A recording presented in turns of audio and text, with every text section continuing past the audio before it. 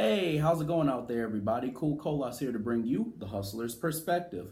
Hope everybody is having a good day today. I know I am. It's just a bit hot out here, so you may see me frequently wipe my head because I have sweat coming down there, but it won't be anything too distracting. So, anyways, I want to get into the topic here a bit. So, I'm going to tell you all about the top 5 things that you must do financially in your 20s in order to prosper.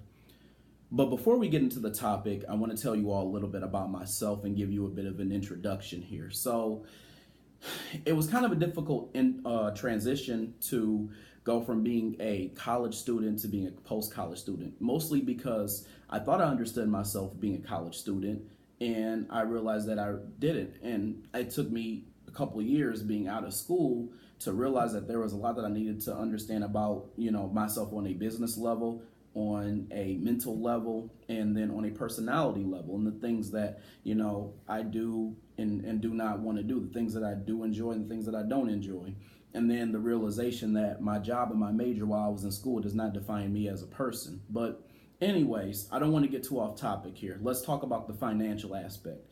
So the thing about it is that I grew up with a parent, my mother, who did not teach me the right means of having a solid financial intelligence, because I think she really didn't know herself. So it's funny because my mom always calls me like the frugal child, or like the king of frugal. Like, she has like a couple different names that she calls me because of the fact that I'm always trying to save some money here or there, save a buck here or there, or do something cheaper, or do something the more cost effective way. But I mean, that's just my nature. It's funny because I didn't grow up that way. I didn't grow up knowing financial intelligence. I didn't grow up knowing ways to I guess, like, start a business, or ways to invest my money, or the right things to put my money into. I was simply told to go to school, get a degree, get a job, and then, live the rest of my life doing everything that I wanted to do. But I didn't know that there were so many curveballs. And one of the biggest curveballs being that doing all those steps wasn't going to get me to the goal that I thought it was going to get me to, based off of what I was told. And I think that was the most frustrating thing. So for me, I think that financial intelligence is a very important thing. And it's interesting that I say this because I think that my statement that I say about my mother not being able to teach me things on a financially savvy way, I think that that's not necessarily a stab to say that, one, she's an unfit mother, because she's very much not. And two, that she doesn't know what, I guess, like, she didn't try to teach me, and she didn't try to instruct me the right way, and help me grow the right way. But it's to say that this happens with a lot of parents all around the world, with like kids who they care about very much, or not even kids, because we're all adults, of course, but I guess offspring that they care about very much, but they didn't have the financial intelligence to show them how to own something, or to prosper on their own, or make their own money without needing to get a job, or anything like that, or take any like desperate measures like that. So another thing too is that there's this misconception of wealth that goes on so much. There's this misconception that I don't know, I think a lot of younger people have this fantasy of stunning. And I want to kind of put that in quotations and re-say that again for you. This fantasy of stunting. And what I mean by that is, I think people have this idea of showing, especially on social media, how great their life is based off of the things that they have, or the things that they're doing, or the people that they're with. It's a big impression, and it's a big showcase of what they want people to see and envy out of them. Now, some people go and they'll say, oh yeah, it's just because I'm enjoying myself and all this other stuff, so I want to be able to capture the memories, and that's fine. But I think the problem is that a lot of this showcasing is like financially related. And I think what tends to happen is, because it's financially related, you are so focused on this that you portray this image on the internet that that's what other people your age should be doing, or they're not really like living their life the way that they should be living it. And what tends to happen is a lot of people are become misguided, and they figure that this idea of wealth is based off of having nice cars or having nice clothes and showing off those nice clothes, or going out to the bar and then buying a bunch of drinks and things like that, and turning up with your friends and things like that, and that has nothing to do with wealth or showing how much of a big shot you are. And really, to be honest, if you're focused on showing how much of a big shot you are, your priorities are totally out of order. So that's the problem, is that like time is being wasted and money is not really being made. And no, I'm not talking about your job, but I'm talking about your passions and your goals and things like that. People are, they want quick gratification. They want that gratification that shows that they have things and that other people should have things too, or they have more things than other people, so be envious of me. I think subconsciously that tends to happen. Even if people deny it, I think subconsciously it goes on, because even some of the little meme jokes, if you don't know what a meme is, it's like a little I guess either a picture or a phrase or something of some sort that has some type of joke or some type of humor to it, and sometimes it has a little bit of irony, but it's based off of like little things that we know like in our culture, or from TV shows, or from celebrities or whatever, and we make like jokes about it, about judging people who aren't doing A, B, C, and D. So I think what tends to happen is this idea of wealth is just getting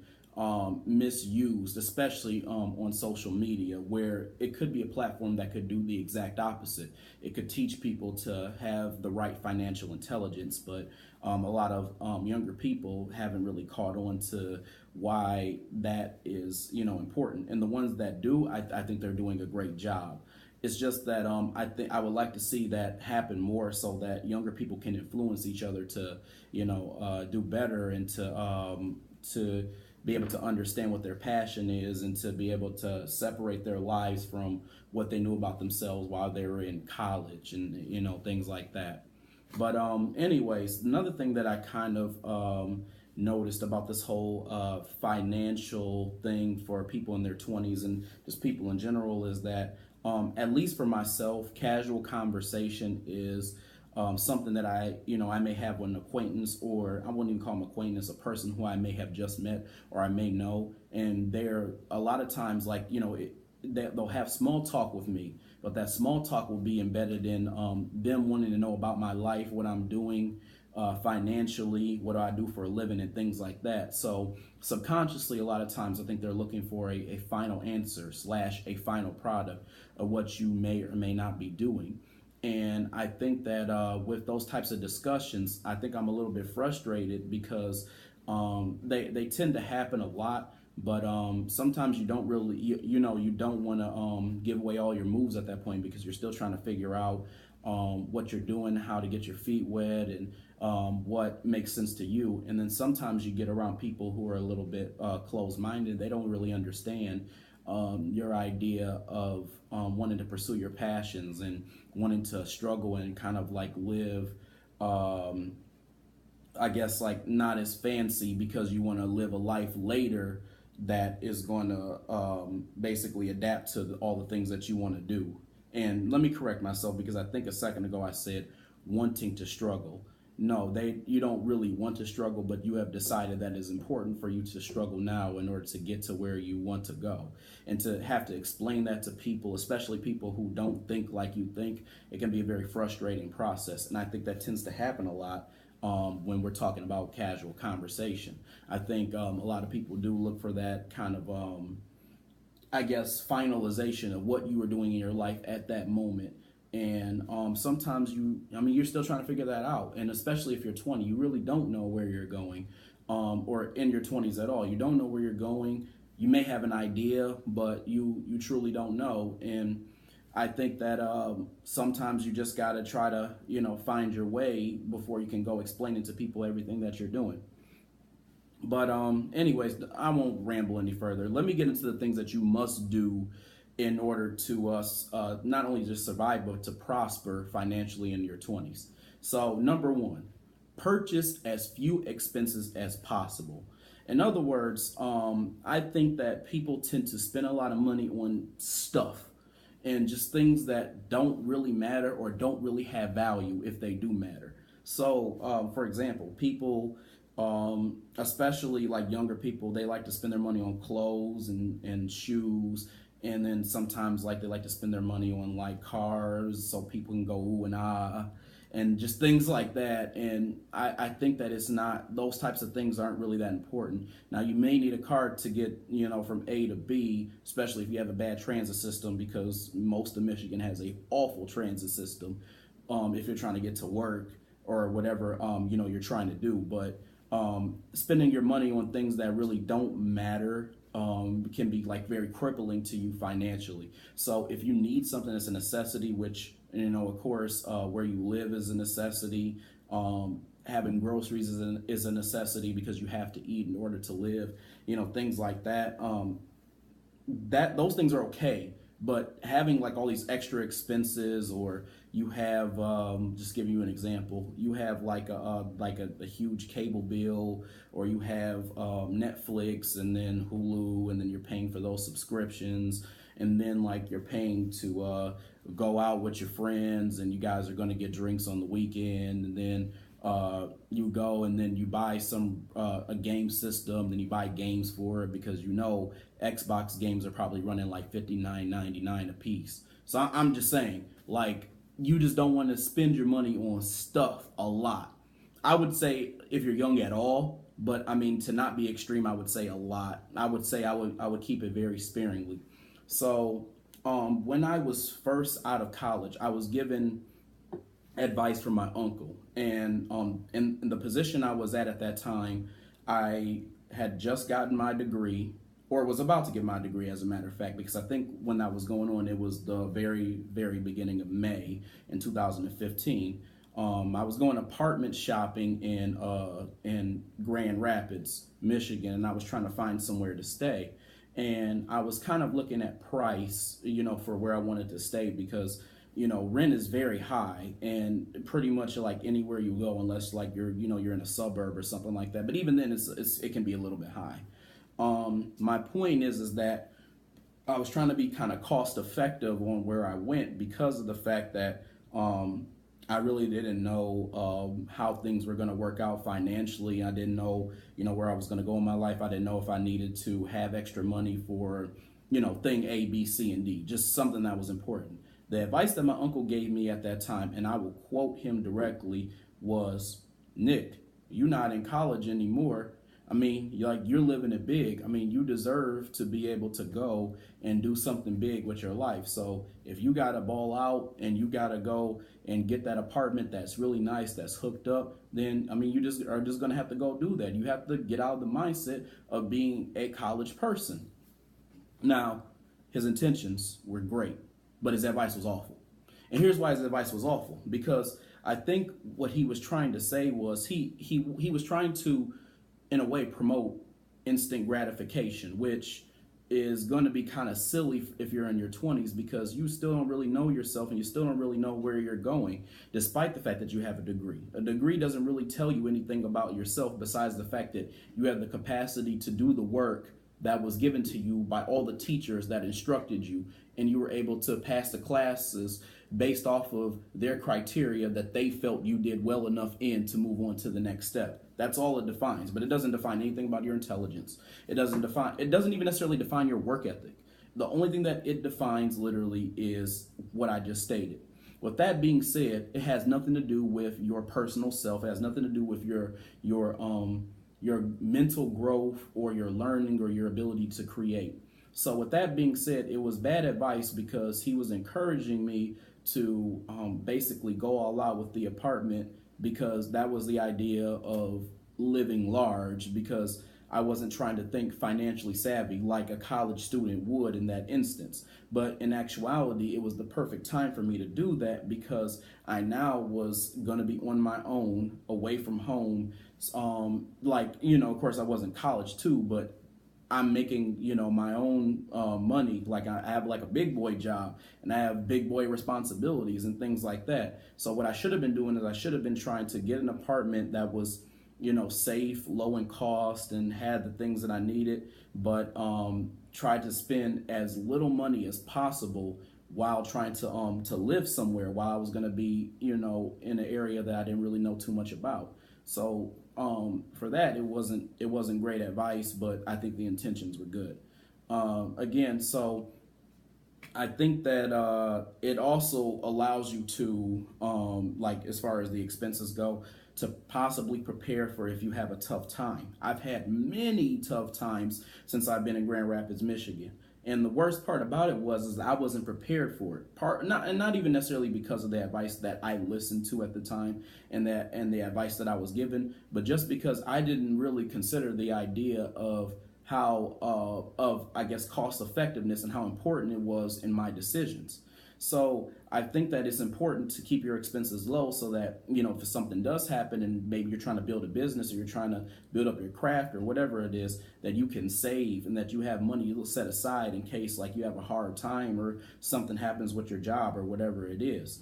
And the other thing that it does, and this really shapes the way that I think, and sometimes I'm grateful for the experience that I've been in, like the kind of tumultuous one I told you about.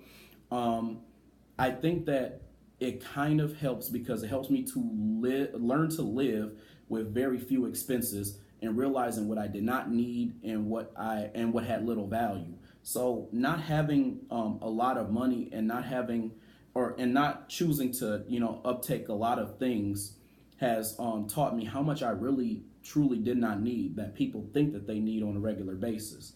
And little things that are important to people that they feel like they must do or they have to do or they absolutely can't live the life that they want to live, it just didn't really faze me because I lived without them for a very long time. I mean, it's kind of like the concept of if it like, and I didn't get in this situation because I was able to save myself, but if you're homeless, if you're homeless, I mean, like at that point you have nothing to lose because you're pretty much like out, on the streets. You don't have anything to your name. You don't, and so like the little things that once fazed you that you don't really like even care about anymore. And I had this conversation, I think, with an acquaintance of mine recently, and this person had said something because I didn't really have the money at the time to get a haircut, and they had said something about how like my hair looked like kind of crazy, and they liked that I had cut it, and that's cool. And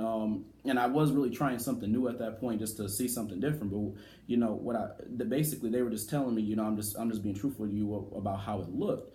And what I told them basically was, it's kind of easy for you to, give your judgments and give your 2 cents, or anybody in general to give their judgments or 2 cents if they haven't had that experience. And again, that's not to diss this person, nor is that to make this person feel belittled, but this is just to say, show a lesson in those things would be are expected and be normal to a person who hasn't necessarily been in that situation. But for me, because I've been in a situation where I had to live on bare minimums and I had to figure out ways to make money and I had to figure out ways to survive on very little things, it wasn't really a big thing for me. I mean, at the time, trying to deal with, all these like other financial factors. And I think anybody put in that situation would kind of understand that perspective. So anyways, not to ramble on once again, but that's the first thing I would say for things that you should do financially. Keep your expenses low, because ultimately it's all about how much money that you have coming in versus how many expenses you have / debt, and the ratio of what comes out of that. That's what it's all about, really. The second thing, speaking of debt, would be getting rid of your debt, because debt will hold you back. Debt will deplete your net worth. Debt will not allow you to build a foundation without having some type of means of being crippled. So you need to get rid of debt because essentially you want to build on a lot of the things that you're trying to do. So if you're trying to invest, get rid of that debt first, because you don't want that just sitting there. If you have like credit card debt, definitely get rid of that first. Get rid of all the extra and unnecessary expenses that come with that. because what tends to happen is those interest rates will kill you. So you're really paying out a whole lot more than what you think you're paying, and debt can keep you in a very bad funk, in a very bad space, and have you paying a lot more money than you anticipated actually paying. So make sure you get rid of those things. It's not good to be young and then to be in a lot of debt. Try to keep it as low as possible, especially if you get to a point where you can't pay it, and then you're later down the line, you're trying to get a house and your credit gets messed up because you can't pay anything and you can't buy a house. Now, mind you, I'm not saying that a house is, the biggest and best investment ever. I'm just saying, you got to live somewhere at some point, and you may want to consider doing that at some point instead of being in an apartment, because that's a huge expense and you're paying out a whole lot of money like being in an apartment.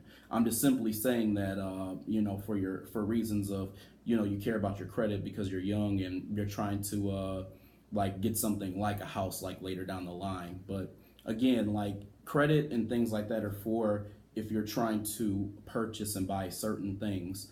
And you want to be able to do that if your rating is good, but you want to keep your debt down because you don't want to be paying out tons of money because of a silly decision, or you were trying to go on a trip and you said, "Oh, let me throw 300 on a credit card and fly out to A, B, C, and D." Don't do that. I want you to get rid of all of the debt that you have as soon as possible. So number 3, if you do decide that you're going to spend money, especially on expenses, spend it every once in a while and spend it on things versus spending it on your experience, instead of not experiences, but spend it on basically experiences versus spending it on just items, like I said. So what I mean by that is every now and again you're probably going to need a break, and you're going to need to be able to take some time to just kind of regroup and things like that. So if you get a chance to travel and you can do it cheaply, I would encourage doing that, especially if you're young, because you want to be able to see the world. You want to be able to see where it is that you want to live and where you want to be able to move to eventually when you are done and you're established and you have a family and things like that. You want to kind of get out there. And what happens is when you have that ability to travel, you get an open mind. So not only does it open your mind to just different areas, it opens your mind, period. So you get interested in different things, different cultures, different ways of life, and sometimes you find out a lot more about yourself from traveling and from taking that break and from opening your mind than you would just staying in the same place. And ultimately, that can be a great investment for you as a person. That could be a great investment in yourself, and you just don't know it. Subconsciously, it could adhere to your creativity. It could adhere to your open-mindedness and trying new things. And as a hustler, and as somebody who wants to make money, and somebody who sees himself as a wealthy person, you're going to have to be open-minded to trying new things and being able to take risks. And I feel like going out and traveling and seeing different things, it opens your mind, and you don't even realize it, because think about it. Anywhere in the United States, region-wise, is totally different. If you go to the West Coast, it's different than the East Coast, it's different than the Midwest, it's different than the South. If you go to the South, everybody there talks differently. You have this very slow accent, or this different accent that you wouldn't get if you were a Northerner. So that's already a cultural difference right there just from speaking. So that's what I mean. Anywhere you go that's different than where you're at, you can pretty much expect to see a different culture and a different way of life.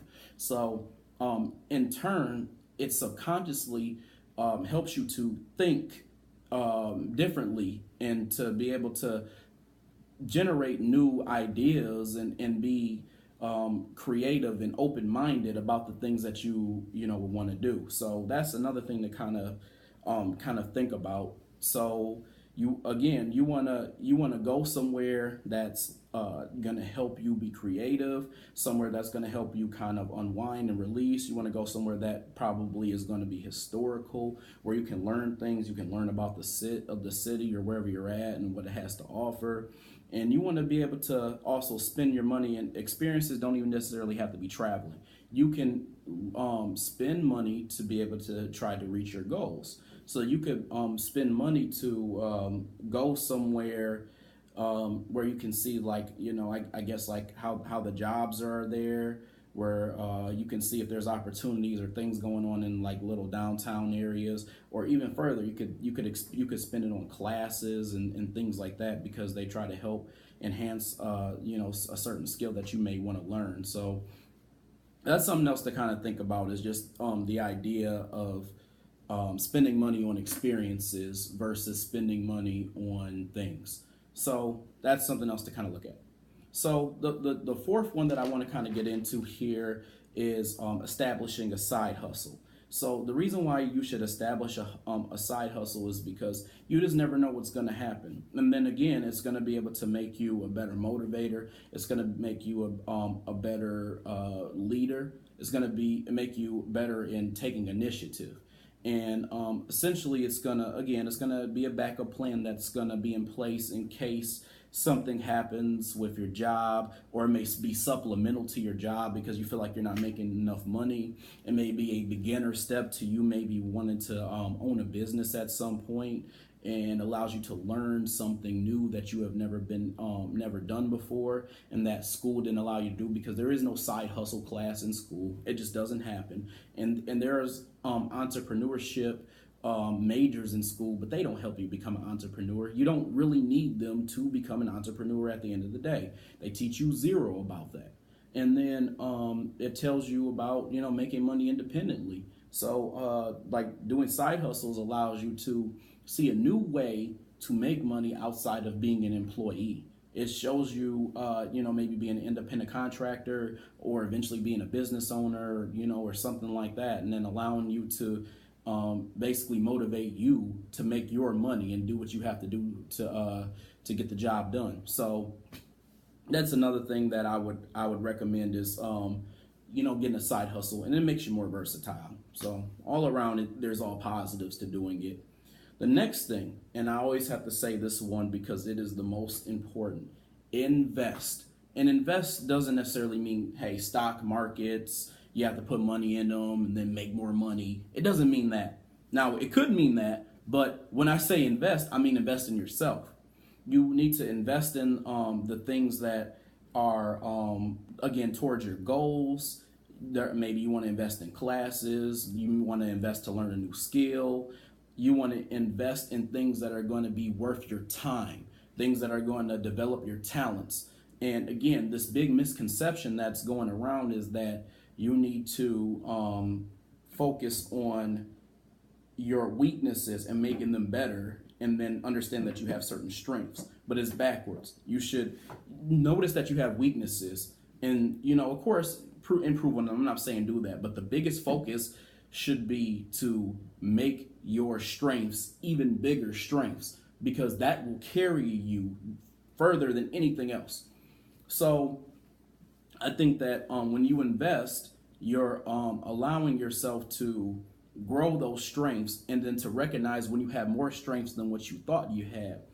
And again, I highly encourage this, because this could either be a big money maker, or this could be a big money waster. If you're not investing in yourself, you could be wasting a lot of time, which equates to wasting a lot of time and money. Where, if you invest in yourself, you could be working towards where it helps you for your future, or it helps you for the present. As a matter of fact, screw the future. At the end of the day, you need to be making strides to better yourself every day. If you're a person who's passionate about bettering yourself than where you are currently at. So again, I would encourage you all to invest in yourself as much as possible. If you have money, set it aside. Use that money, again, if you want to take a class, like let's say you want to take a class on drawing because you're an artist and you want to become a better artist, invest in taking an art class. Or you want to start a business, invest your money and then start your business. Or you want to become a better, plumber, then you can become a better plumber by investing your money to take classes to get this little skilled trade that you want. I'm just giving you examples. My point is that you want to invest in things that are going to help you help you invest in your goals, or are going to help you become the person that you want to become at the end of the day. So those are kind of 5 things that I wanted to stress were the most important financially for your 20s, and they're the most important because they deal with a couple different things that are very important here. They deal with money, they deal with time, and they deal with understanding. And I would say money and time are definitely important, because time is, you can never get that back. Money you can get at any time, but with money, you want to be able to put yourself ahead of the game. You don't want to be behind. You want to be one of those people who are like 40 or 50 years old, scrambling to try to figure out what you're going to do with your life and how your life is going to go. And the reason why I say understanding, I mean understanding yourself and what's important to you and what makes sense to you, and how you can develop as a person mentally and physically in every aspect of your life. So I hope you guys got a chance to get something out of this video. I wanted to make sure I spoke out to you guys about some things that were kind of on my mind about what I just see as a trend for people who are 20-somethings and people who are financially lost. And because I've been in that space before, not really understanding financial wealth and things like that. And I want to kind of reach out to you and see if those were things that could be done, if you're in this stage, like things that you could do differently than what you're already doing. But anyways, if you guys like this video and want to see more, then feel free to subscribe at The Hustler's Perspective. If you guys want to see all the latest and greatest details from my Facebook page for this, you can follow me at The Hustler's Perspective YouTube channel. If you guys want to see the blog version of this, then you can go to hustlersjackpot.com. If you want to see the Facebook version of the updates for the blog, then you can find me on Facebook, The Hustlers Jackpot. If you want to follow my business page on my Instagram, then you can follow me at The Hustlers Jackpot. And if you would like to follow me at my personal page, then you can follow me at Cool Colas. I hope everybody had a good day. I hope everybody enjoyed the video and enjoyed what I had to say to you. And other than that, keep hustling. I'll see you later.